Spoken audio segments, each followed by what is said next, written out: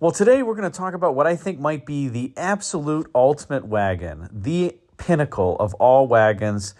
It does require some restoration, but that is going to be a 1965 Pontiac Bonneville Safari with the 421 HO engine that made 376 horsepower and topped by the tri-power carburetors. Now, 1965 was a year of firsts for Pontiac. 1965 would represent the first year of the new full-size generation of GM vehicles that would last from 1965 to 1970. And that included revisions to the full-size cars, the wagons, and all of those various variants that were associated with them. 1965 would also see that terrible rotohydromatic dropped from the Pontiac lineup. It had, I'll say, graced the undercarriage of the short wheelbase Pontiacs for a few years through 1964, really from 1961 through 1964. And those short wheelbase Pontiacs would include the Grand Prix and Catalina. The long wheelbase Pontiacs would get the old school hydromatic, but for 1965, you had the wonderful turbo hydromatic underneath the floor pan, and that was just an awesome transmission, and it was across the lineup for Pontiac.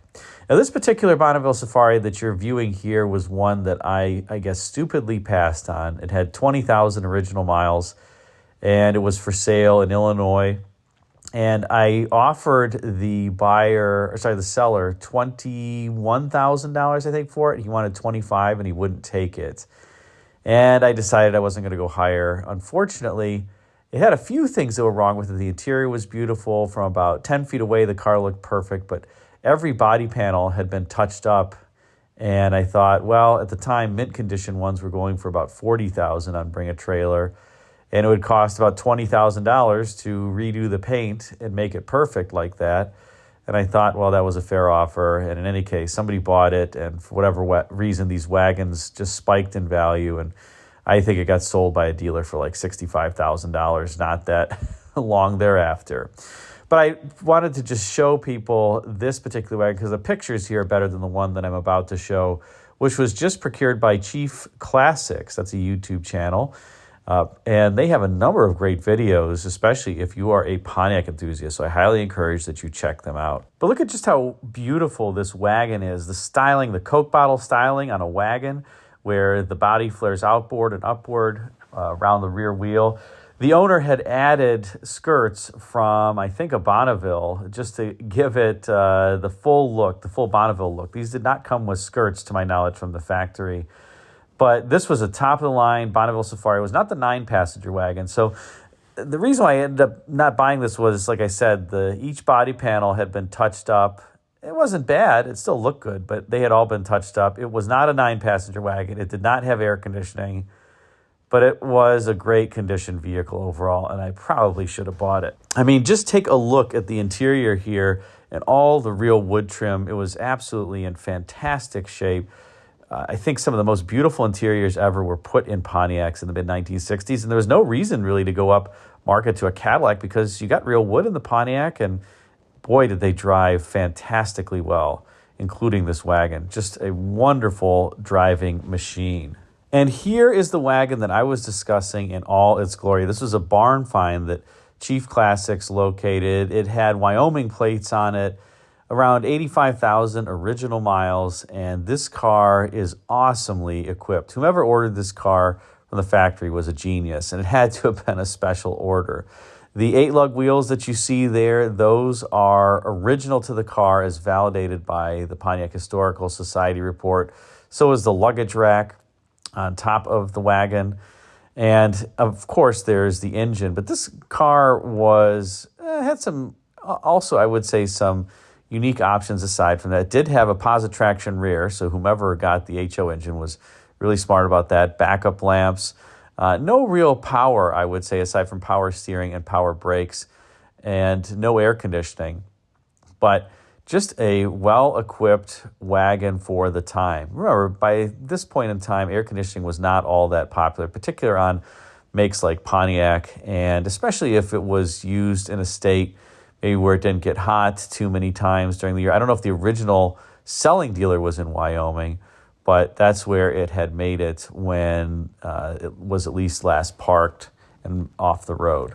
Let's take a look at the front three-quarter view, and you can see My favorite about the 1965 Pontiacs is how they have that kind of, the fender kind of cuts back and then it exposes the lower headlamp with the nacelle around it, the highly detailed nacelle. I just think that that is an extremely beautiful detail. Some of the Pontiacs in earlier model years, like 1963, had something similar, but in 1965, they really moved that top headlamp proud of the lower headlamp. And the entire front end here is not flat up and down. It's kind of slanted forward to give you this look of motion, even on a wagon like this. And it looks fantastic. It was a look that only lasted 1 year. In 1966, they would bring those headlamps back to being in line with one another, and they would reduce some of the bright work on the front end. I like the 66 front end, but I have to say for me, the 1965 Pontiac front end and the overall design, I think, is just the absolute pinnacle Pontiac. And one unfortunate thing about this car, but something that perhaps preserved it for history, is that it did have an engine fire. It's hard to see the discoloration on the paint near the cowl, but trust me, it's there. And when we see some of the underhood photos, you'll see some remnants of that. But the car is very, very salvageable, and that parked this car back many, many years ago. So, well, a lot of cars had engine fires back in the day. Remember that fuel lines were routing all under the hood, and there were rubber components that would degrade and then leak. It wasn't like the modern fuel injection systems that have, I would say, much more prudent safeguards under hood. So that's something to check on your Classic if you're driving it. Just make sure all the fuel lines are intact and not cracked. And if you smell gas when you're driving, pull over and pop the hood immediately and stop the engine and look for leaks. I can't tell you how many cars that I've had over the years where even relatively new fuel hoses have split, particularly on the Fords, because when you're pulling the carburetors off, there's a little fuel hose that goes from the metal line into the carburetor. And if you move the carburetor around a lot, that thing gets a lot of heat cycles. It tends to crack. So just be mindful of that with your Classics. Now, as we turn to the interior of the car, this is also where it gets interesting. This car, as you can see, doesn't have power windows as an example, doesn't have power seats. It does have a tilt steering wheel, amazingly. So somebody wanted the tilt steering wheel. Bucket seats in a wagon with no console, just bucket seats. So no bench seats. Why get a wagon and only have a place for 2 passengers up front? I suppose because it was probably going to be a challenge to have a middle seat passenger there with the 4-speed manual transmission. But just like the, I would say, much better conditioned Bonneville Safari interior that I showed you in previous photos, you note that there is still some wood grain here on the dash. It would have looked the exact same as the other Bonneville. That's why I wanted to show those pictures to you first. Now, the interior color here is also beautiful. I believe this is the slate-colored interior. This has to be super, super rare with bucket seats. But interestingly, there were only 3 interior color combinations that were available on Bonneville wagons for 1965. You had this slate interior, which was recommended with most any exterior color combination. You can imagine it was quite neutral overall. Then there was a red interior, and then there was the turquoise interior from the Bonneville Safari that I previously showed you. So in other cars, like Grand Prix as an example, you could get far more interior colors, 6 or 7. But for whatever reason, on the Bonneville Safari, Pontiac enabled you just to select from these 3 interior colors. And that meant that for a lot of the exterior colors, you kind of were stuck with this slate interior color. But boy, does it ever look handsome. You can also tell that this particular car does not have air conditioning because there aren't the vents that are on the lower side of the dash, and there's not the big vent in the middle in the IP top pad. That's one way to tell the air-conditioned cars if you don't have the hood popped. The other thing I'll point out is that Pontiac had these 3 gauges that were kind of canted toward the driver, the round-style gauges in the middle there. I thought that was a great idea. You have, of course, the fuel gauge. You have the discharge and charge voltage gauge for the alternator. You have the clock. And that little pot of gauges would hang around for 1966, as would the wood grain trim, but they would change from being circles and round gauges to square gauges. And I don't know which one I like better. I think they both look pretty good. Other than that, the interiors on the 1965 and 1966 Pontiacs were pretty much identical overall. Here's a better view of the 120 mile per hour speedometer. You can see it looks like this car has 2 radios. The leftmost one is actually the HVAC control. It says Pontiac heater. And I always thought that was kind of a cool look that Pontiac had on their HVAC controls to integrate it with the radio. You've got that, then you've got the cigarette or cigar lighter, and then you have the radio to the right of that. This, I believe, is a manual antenna AM radio. I will point out that the HVAC control was also interesting in that as you turn the temperature dial, it would allow more coolant to flow in the heater core. That was how it governed the air outlet temperature. But the leftmost dial there, the knob, when you turned it, would say and change the fan speed. But the fan speed would also actually change as you changed the setting on the temperature dial. And I thought that was a unique kind of thing that Pontiac did that no one else really did. You had kind of a separate fan control that wasn't integrated with the temperature control. But as an example, if you had the fan speed on low and you rotated the temperature control all the way to the full hot setting, it actually would speed up the fan slightly. So Pontiac kind of made it, I don't want to call it automatic, but they did have some automatic features associated with it.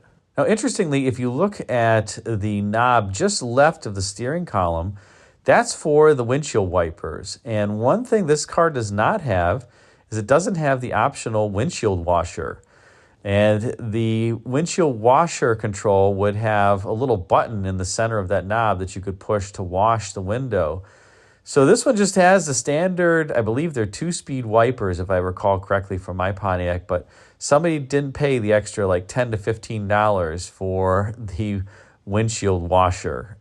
Perhaps this car was never really driven in a place where it snowed frequently and they use salt on the roads, because if you don't have a windshield washer on your car, even back during this time frame, I think it was kind of curtains for you driving in the winter with all the salt on the roads.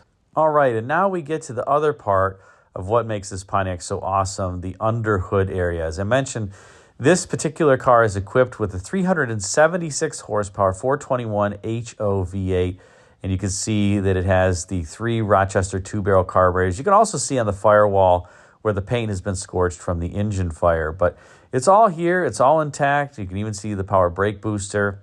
Now, Pontiac offered a ton of engines for your Bonneville Safari or any Pontiac during that time frame, but in the Bonneville Safari, you got a standard 325 horsepower, 389 cubic inch V8 if you got the automatic. For manual transmission Bonnevilles, yes, you could get a manual transmission in your Bonneville. It was a 333 horsepower premium fuel 389 cubic inch V8 that was standard equipment. So a little bit different horsepower, 8 more horsepower if you had a manual transmission versus an automatic in your Bonneville. I have no idea why or what was happening there, but it was slightly different.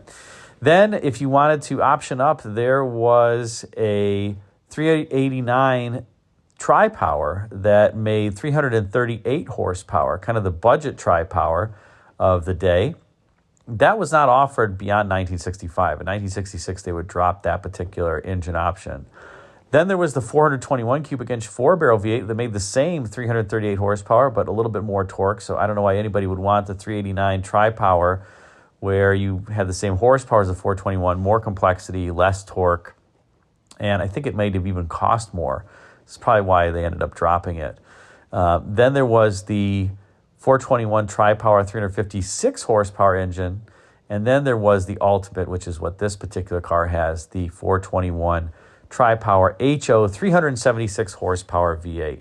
This engine had a special camshaft, special high-flow headers, and a 10.75 to 1 compression ratio. Talk about high compression, almost 11 to 1 in a Wagon. Wow.